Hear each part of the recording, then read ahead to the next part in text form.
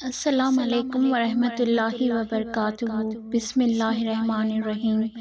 اور یاد کرو جب آپ کے رب نے فرشتوں سے کہا بے شک میں زمین میں ایک خلیفہ بنانے والا ہوں۔ انہوں نے کہا یعنی کہ فرشتوں نے کہا کیا تو زمین میں اس کو بنائے گا جو اس میں فساد کرے گا اور خون بہائے گا، اور ہم تیری تعریف کے ساتھ تسبیح کرتے ہیں اور تیری پاکیزگی بیان کرتے ہیں۔ اللہ نے کہا بے شک میں وہ جانتا ہوں جو تم نہیں جانتے، اور اس نے آدم کو سب کے سب نام سکھا دیے، پھر انہیں فرشتوں کے سامنے پیش کیا اور کہا اگر تم سچے ہو تو مجھے ان چیزوں کے نام بتاؤ۔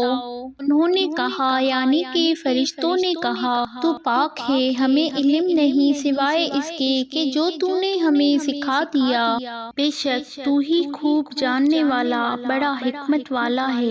اللہ نے کہا اے آدم تو انہیں ان چیزوں کے نام بتا دے۔ چنانچہ جب اس نے انہیں ان چیزوں کے نام بتائے تو اللہ نے کہا کیا میں نے تم سے نہیں کہا تھا کہ بے شک میں آسمانوں اور زمین کے غیب جانتا ہوں، اور وہ بھی جانتا ہوں جو تم ظاہر کرتے ہو اور جو چھپاتے ہو۔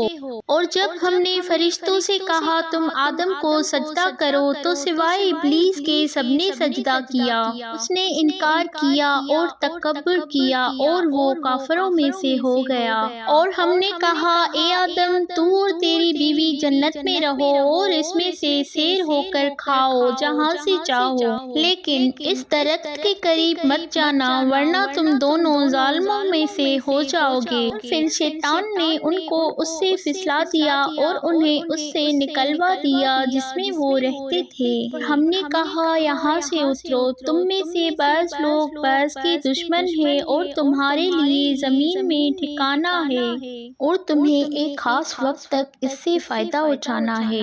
پھر آدم نے اپنے رب سے چند کلمے سیکھ لیے تو اللہ نے مہربانی کرتے ہوئے اس پر توجہ دی، بے شک وہی بہت توبہ قبول کرنے والا نہایت رحم کرنے والا ہے۔ ہم نے کہا تم سب یہاں سے اترو، پھر اگر تمہارے پاس میری طرف سے کوئی ہدایت آئے تو جس نے میری ہدایت کی پیروی کی تو ان پر کوئی خوف ہوگا نہ وہ غمگین ہوں گے، اور جن لوگوں نے کفر کیا اور ہماری آیتوں کو جھٹلایا وہی دوزخ والے ہیں، وہ اس میں ہمیشہ رہیں گے۔